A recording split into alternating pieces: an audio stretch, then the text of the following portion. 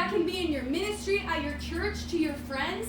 But God is calling us. But we will only step in to the degree of significance that we believe we have in Jesus Christ.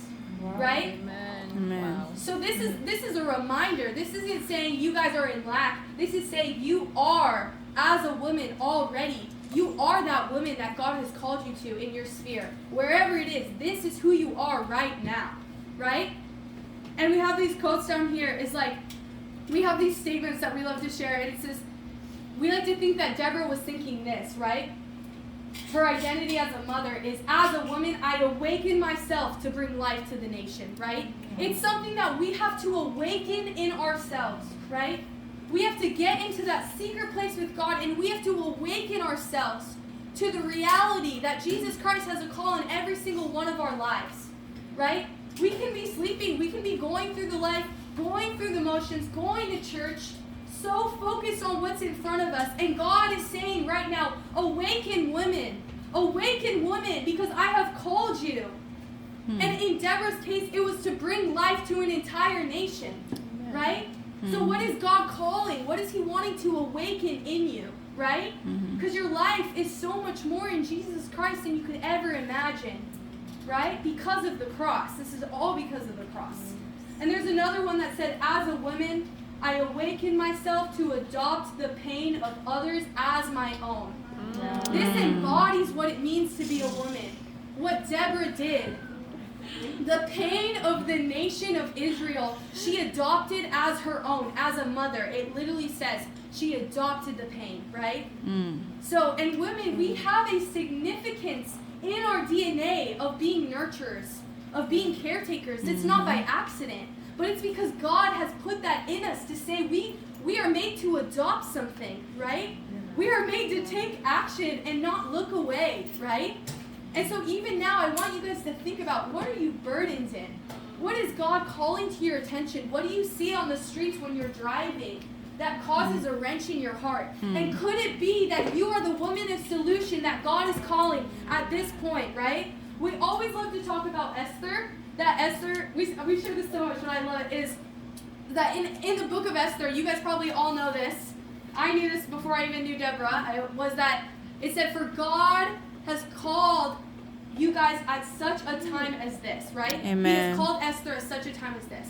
But how can we know what to do in such a time if we don't know our identity and our inheritance as daughters? How can we know what to do?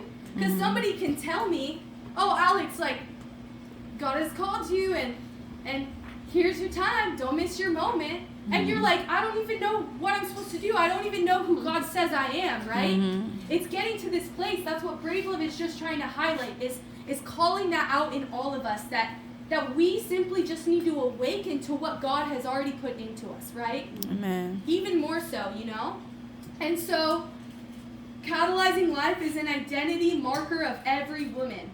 And what if every situation you walked into, you took it upon yourself to bring life into it, right? So now we're not talking big picture of God has burdened me with this, God has burdened me with this. But if we carry this as women to be able to bring life into every area, what does this look like in our everyday? What does this look like when we're walking into the gas station, when we're walking down the hallways with people that have probably never heard of the love of Jesus before? Are we going to bring life into it, right? And there's this verse that I want to read, speaking of life. In Mark 8:35, this is in the Passion Translation.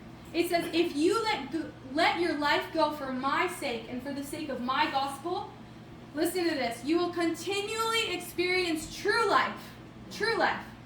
Amen. But if you choose to keep your life for yourself, you will forfeit what you try to keep. Amen. You will forfeit even what you're trying to keep, right? And so God is calling us to be life bearers everywhere we go. But you know what, guys? If we're walking in something else that we think is life, and it's not life rooted in Jesus Christ, we're going to forfeit it anyways, right?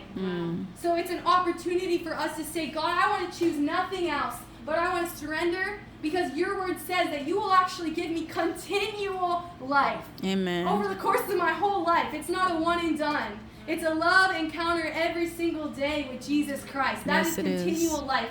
And we have the ability as women Thank you, and as Jesus. daughters to bring that into every area that we go to. Every field, every sphere, whatever it looks like. That is who we are as daughters, right?